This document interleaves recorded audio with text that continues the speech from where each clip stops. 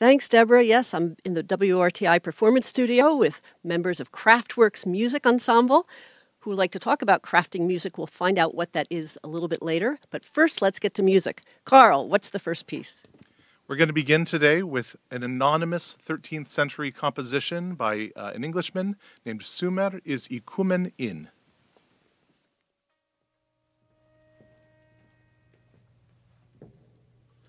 Sing cuckoo, sing cuckoo, sing cuckoo, sing cuckoo, Sumer is icumen in, sing cuckoo, groweth head and bloweth meg, and sing my volerum, sing cuckoo, sing med and allemang, sing der kalve kung, sing och främmet bundnet, and sing cuckoo, sing cuckoo, sing es cuckoo, les victum navenum, sing cuckoo, sing cuckoo, sing cuckoo, sing cuckoo, Sumer is icumen in, Sumer is icumen in, groweth seed and groweth mead, and groweth head and groweth met, and sing my volerum, sing with Cortlandt, sing with med and afterlong, sing der kalve boken, and sing is him and boken, and sing yes sing cuckoo, sing cuckoo, sing yes cuckoo, sing to navenum, sing cuckoo, sing cuckoo, sing cuckoo, Sumer is icumen in, Sumer is icumen in, Sumer is icumen in, Sumer is icumen in, groweth head and groweth med, and sing the holy God, sing the golden God,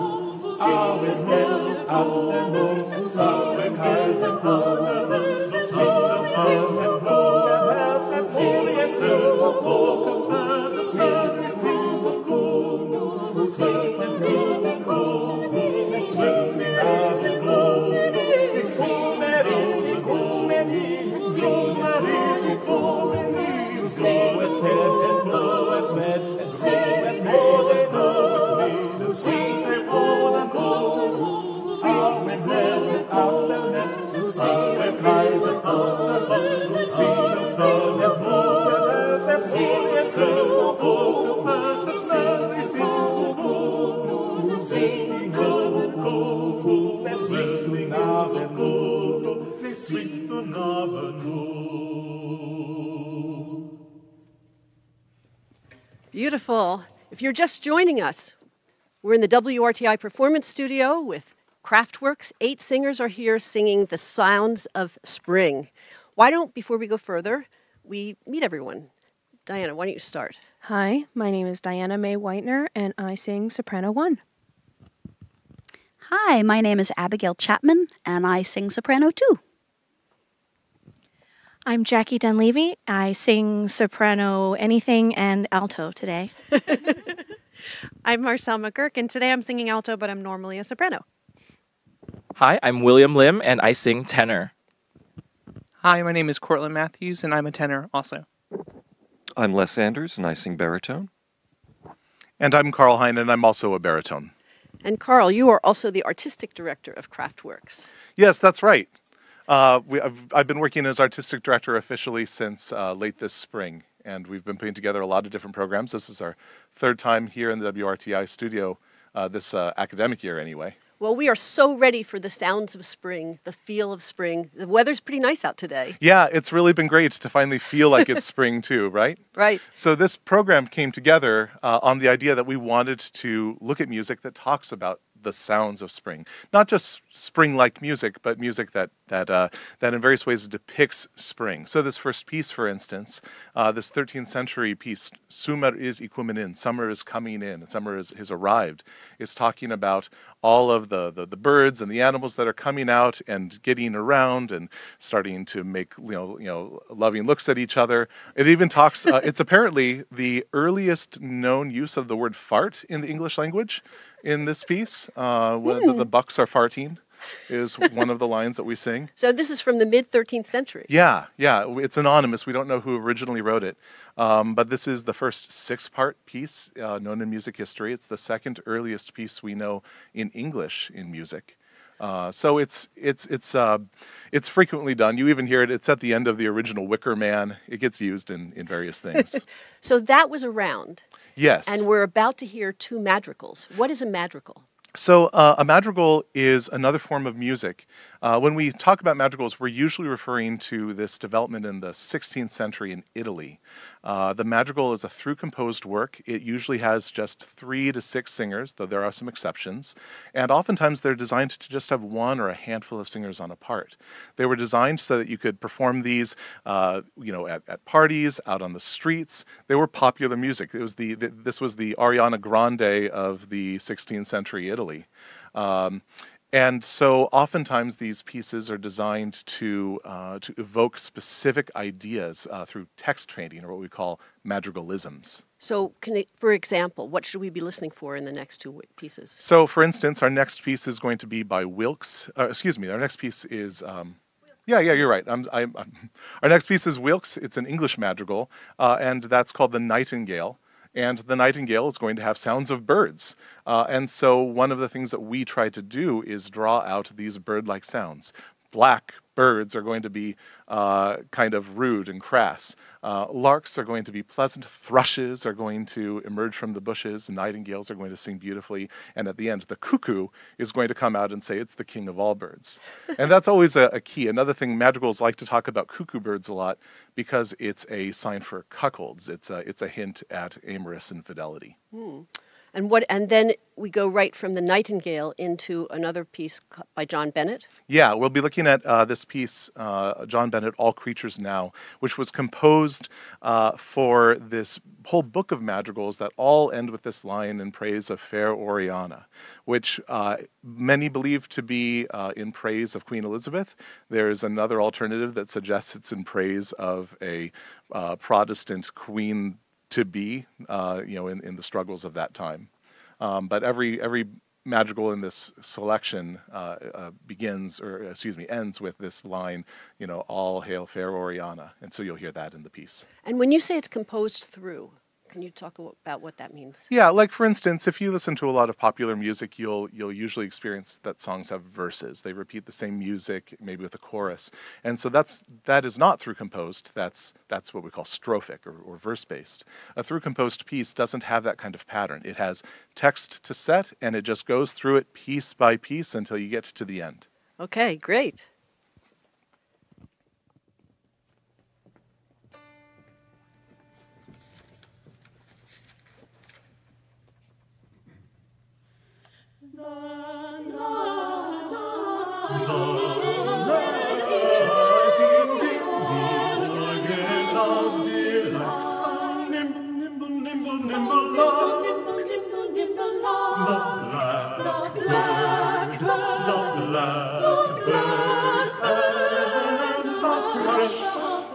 And all the pretty choristers of love that chant the music notes in every bush, that chant the music notes in every bush, in every bush.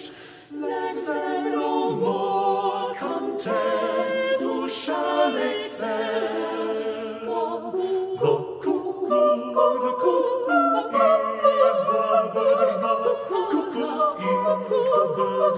is the bird, the cuckoo is the bird that bears the bell. Let them no more contend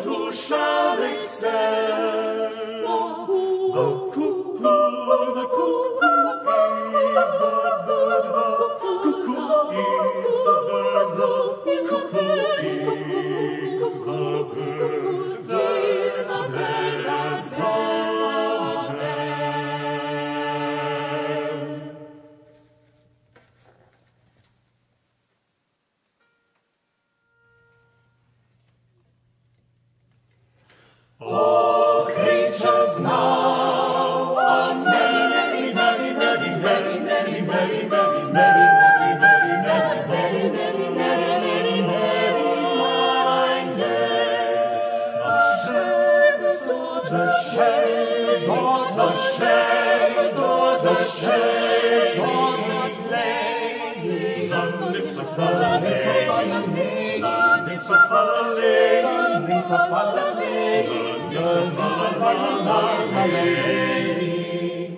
young bugle was well winded at Oriana's presence, each silence, the flowers themselves discover, the flowers themselves discover, birds overheard to hover, music the time beguileth, music the time beguileth. See where she comes with flowery garlands crowned. Queen of all queens, queen of all queens,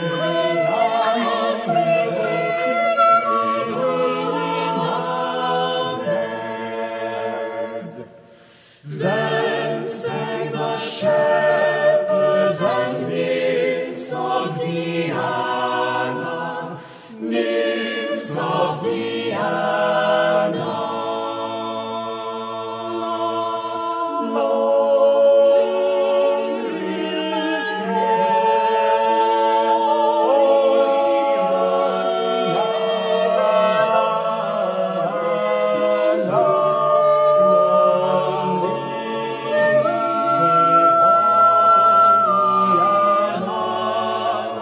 Long live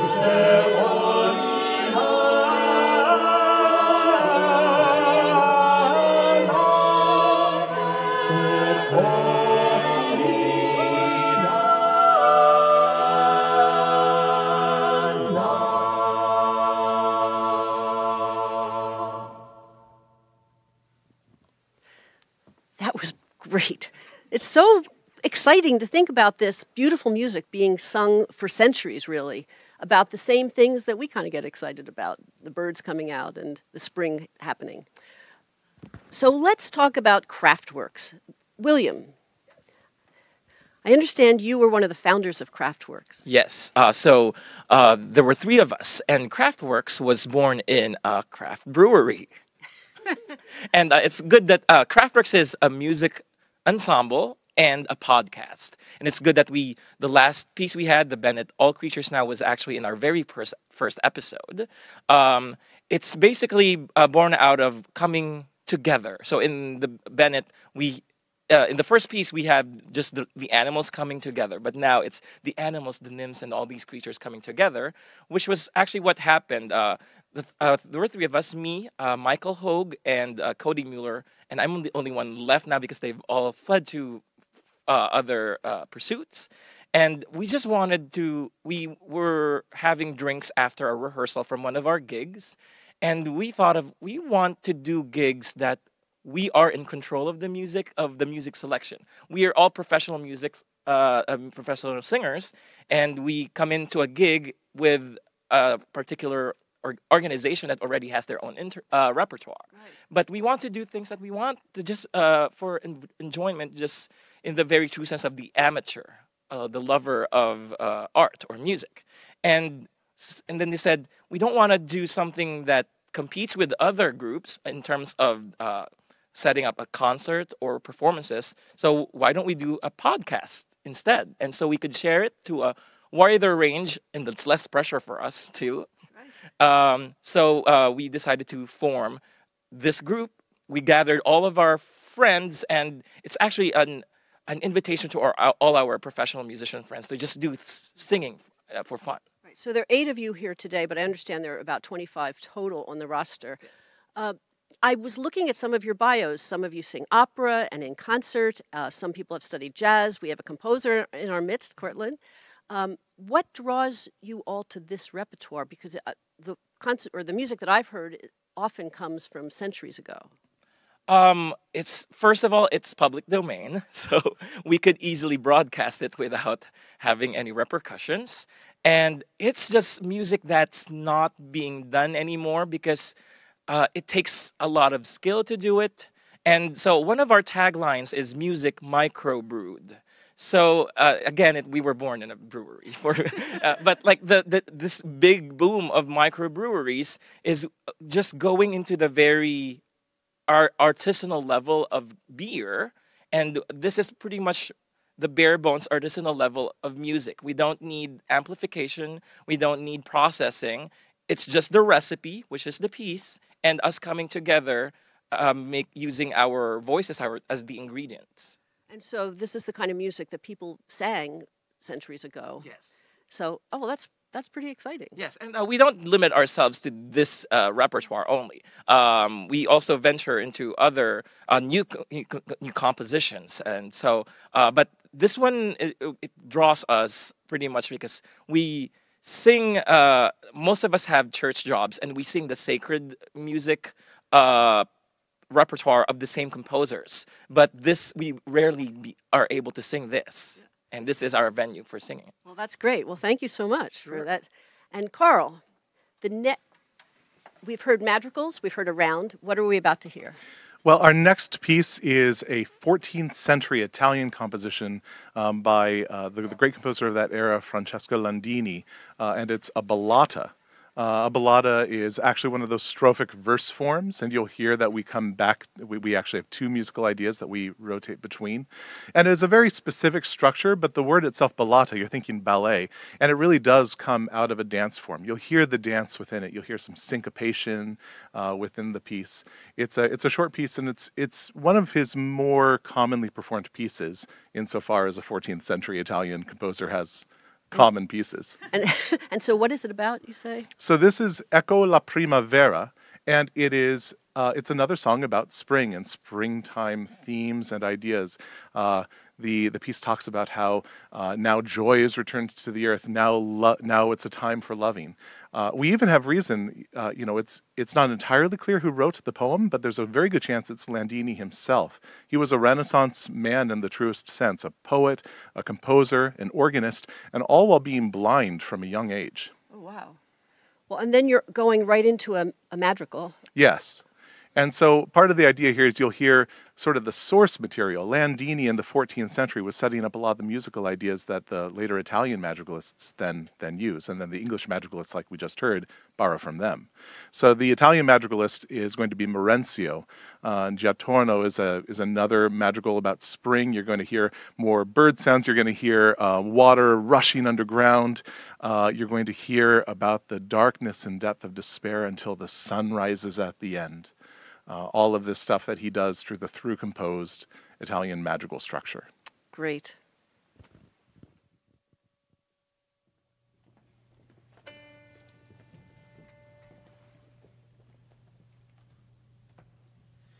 Ecco la primavera che cor fa rallegrare, tempe da innamorare, e star con lieta cera. Ecco la primavera che cor fa rallegrare, tempe da innamorare, e star con lieta cera. Noi vediam l'aria e il tempo che pur chiam allegria. In questo vago tempo ogni cosa vagheggia, l'erbe con gran frescheggia, e fior coprono i prati, e gli albori adornati sono in simili maniera. Ecco la primavera che cor fa rallegrare, tempe da innamorare, e star con lieta cera.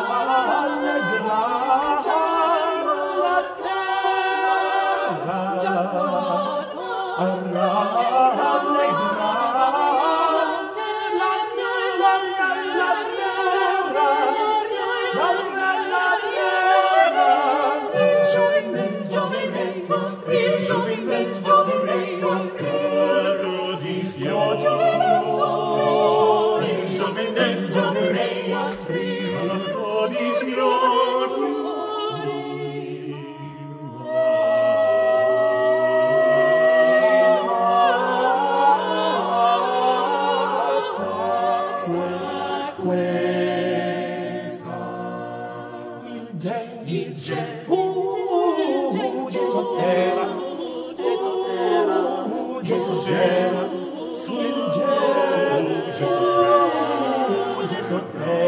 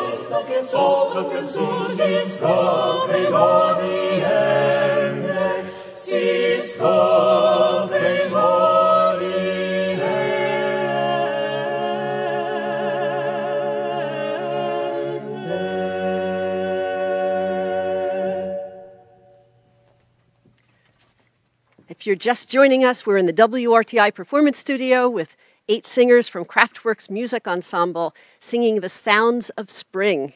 Carl is the artistic director of Kraftworks.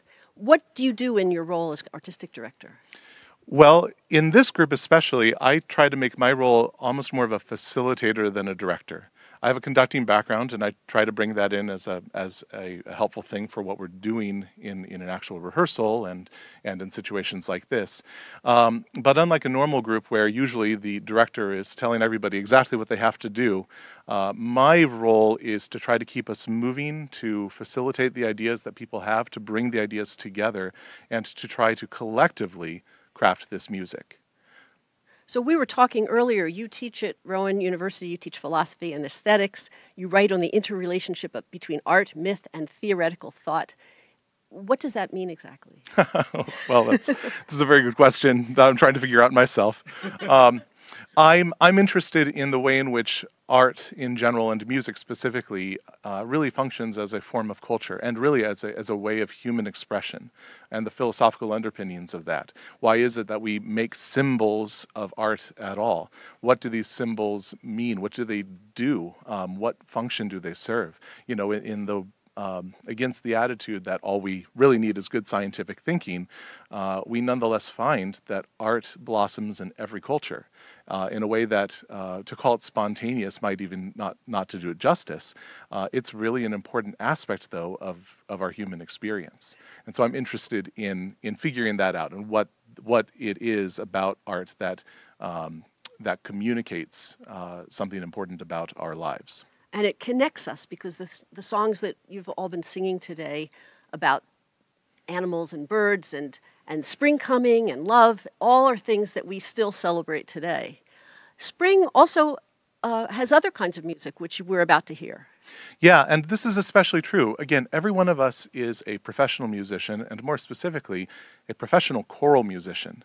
And that means, practically speaking, that every single one of us is going to spend a whole lot of hours in church next week, for Holy Week services at the various places where we're employed, regardless of our own particular faith backgrounds. And the truth is that's a wealth of material. Even in my own work, I'm interested in the relationship of art and myth, and we see that expressed precisely in sacred music. And so for us, the sounds of spring is incomplete without some of this sacred music sound, some of this, especially this Easter music sound. So we'll be hearing something by William Byrd? Yeah, William Byrd, who himself was a madrigalist. but he was also the court composer for Elizabeth I. And in that capacity, he composed this among many other pieces. This is his setting of Ave Verum Corpus, Hail, True Body of Christ. Okay.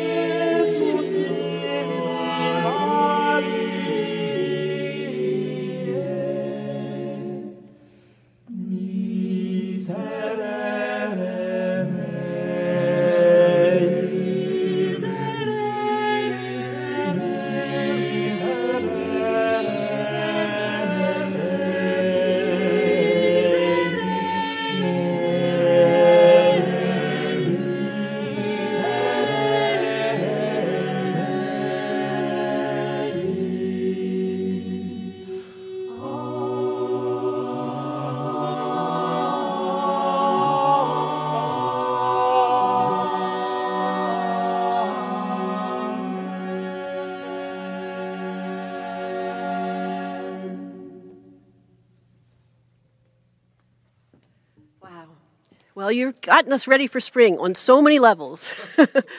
If you're just joining us, we've been listening to Kraftworks Music Ensemble sing Sounds of Spring, and that last piece was by William Byrd, Ave Verum Corpus.